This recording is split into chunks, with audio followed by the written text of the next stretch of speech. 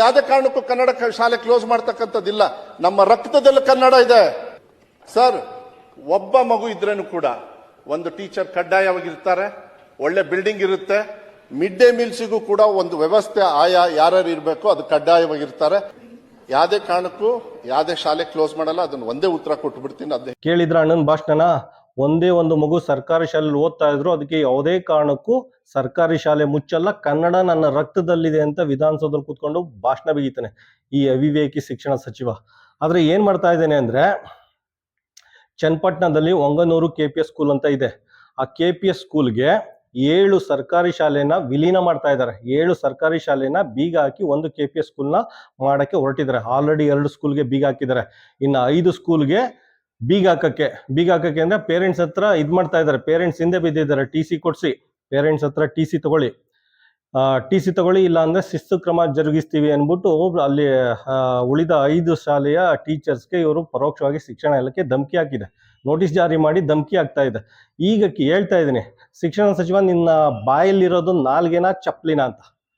ಅಲ್ಲಿ ವಿಧಾನಸೌಧದಲ್ಲಿ ಕೂತ್ಕೊಂಡು ಆ ರೀತಿ ಭಾಷಣ ಬಿಗಿತೆ. ಒಂದೇ ಒಂದು ಮಗು ಇದ್ರೂ ಸರ್ಕಾರಿ ಶಾಲೆಗೆ ಬೀಗ ಹಾಕಕ್ ಬಿಡಲ್ಲ, ಸರ್ಕಾರಿ ಶಾಲೆ ಮುಚ್ಚಲ್ಲ ಅನ್ಬಿಟ್ಟು ಅಲ್ಲಿ ವಿಧಾನಸೌಧದಲ್ಲಿ ಭಾಷಣ ಬಿಗಿತೀಯ. ಇಲ್ಲಿ ನೋಡಿದ್ರೆ ಆಲ್ರೆಡಿ 2 ಸ್ಕೂಲ್ಗೆ ಬೀಗ ಹಾಕಿದೆ, ಇನ್ನು 5 ಸ್ಕೂಲ್ ಬೀಗ ಹಾಕಕ್ಕೆ ರೆಡಿ ಮಾಡ್ಕೊಂಡಿದ್ರ.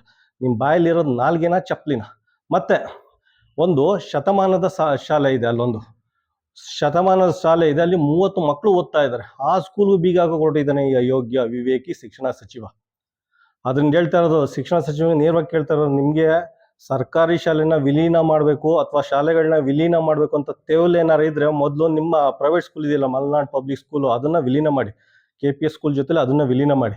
ಮತ್ತೆ ವಿರೋಧ ಪಕ್ಷದ ನಾಯಕರಿದಾರ, BJP ಮಕ್ಕಳು ಸ್ಕೂಲ್ ಇದೆಯಲ್ಲ, PS ಪಬ್ಲಿಕ್ ಸ್ಕೂಲು ಶಿವಮೊಗ್ಗದಲ್ಲಿ, ಅದನ್ನ ವಿಲೀನ ಮಾಡಿ.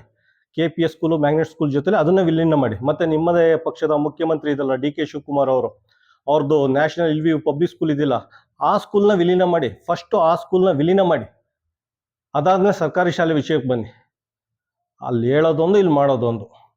ಅದ್ರ ಬದಲು ಅಯೋಗ್ಯ ಅವಿವೇಕಿ ಶಿಕ್ಷಣ ಸಚಿವ ಪ್ರೈವೇಟ್ ಸ್ಕೂಲ್ ಪೇರೆಂಟ್ಸ್ನ ಹೋಗಿ ಕನ್ವಿನ್ಸ್ ಮಾಡಿ, ಈ ತರ ಒಂದು KPS ಸ್ಕೂಲ್ ಅಂತ ಕಟ್ಟಿದ್ವಿ, ಇಂಗ್ಲಿಷ್ ಮೀಡಿಯಂ ಎಜುಕೇಶನ್ ಕೊಡ್ತಾ ಇದ್ವಿ, ಬಸ್ ಬಿಡ್ತಾ ಇದ್ವಿ, ದಯವಿಟ್ಟು ನಿಮ್ಮ ಮಕ್ಕಳನ್ನ ಸೇರಿಸಿ ಅಂದ್ಬಿಟ್ಟು ಪ್ರೈವೇಟ್ ಸ್ಕೂಲ್ ಯಾರ್ಯಾರು ಕಳಿಸ್ತಾ ಇದ್ದಾರೆ ಆ ಪೋಷಕರನ್ನ ಮನವೊಲಿಸಿ.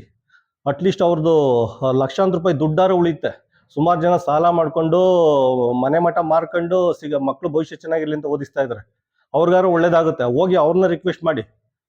ಸರ್ಕಾರಿ ಶಾಲೆಗೆ ಬೀಗ ಹಾಕಕ್ಕೆ ಹೋಗ್ಬಿಡಿ, ಯಾವುದೇ ಕಾರಣಕ್ಕೂ ಬಿಡಲ್ಲ. ಅಕಸ್ಮಾತ್ ಮಂಡ್ಯ ಜಿಲ್ಲೆಯಲ್ಲಿ ಯಾವುದೇ ಅಧಿಕಾರಿ ಸರ್ಕಾರಿ ಶಾಲೆಗೆ ಬೀಗ ಹಾಕ್ತೀನಿ ಅಂತ ನೋಟಿಸ್ ಜಾರಿ ಮಾಡಿದ್ರೆ ಸಗಣಿ ಅಭಿಷೇಕ ಮಾಡ್ತೀನಿ. ನಾನೇ ಬಂದು ಖುದ್ದಾಗಿ ಸಗಣಿ ಅಭಿಷೇಕ ಮಾಡ್ತೀನಿ.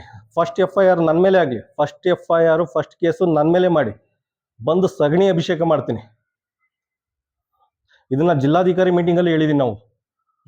ಒಂದಲ್ಲ 100 ಕೇಸ್ ಹಾಕೊಳ್ಳಿ. ನಾವು ಸೋಮವಾರದಿಂದ ಶುಕ್ರವಾರ ಗಂಟ ಹೋಗಿ ಕೋರ್ಟ್ ಮುಂದೆ ಮಲಿಕತ್ತೀನಿ ಅಂತ DC ಕಚೇರಿ DC SP ಮುಂದೆನೆ ಈ ರೀತಿ ಹೇಳಿದೀವಿ ನಾವು. ಹಾಕೊಳ್ಳಿ, ಒಂದಲ್ಲ 100 ಕೇಸ್ ಹಾಕೊಳ್ಳಿ ನೀವು. ಸೋಮವಾರದಿಂದ ಶುಕ್ರವಾರಗಳು ಅದೇ ಕೆಲಸ, ಹೋಗಿ ಕೋರ್ಟ್ ಮುಂದೆ ಮಲಿಕತ್ತೀನಿ. ಎಲ್ಲ ನನ್ನ ಕೇಸ್ ನಾನೇ ಫೈಟ್ ಮಾಡ್ತೀನಿ. ನಿಮ್ಗೆಲ್ಲ ಚಾಲೆಂಜ್ ಮಾಡ್ತಾ ಇದ್ದೀನಿ ನೋಡಿ. ಮಂಡ್ಯ ಜಿಲ್ಲೆಯಲ್ಲಿ ಯಾವನಾರ ಅಧಿಕಾರಿ ಏನಾರ ಒಂದು ನೋಟಿಸ್ ಏನಾರು ಜಾರಿಗೆ ಮಾಡಿ ಒಂದೇ ಒಂದು ಸರ್ಕಾರಿ ಶಾಲೆಗೆ ಏನಾರು ಬೀಗ ಹಾಕಿದ್ರೆ ಬಂದು ಅಲ್ಲೇ ಸಗಣಿ ಅಭಿಷೇಕ ಮಾಡ್ತೀನಿ.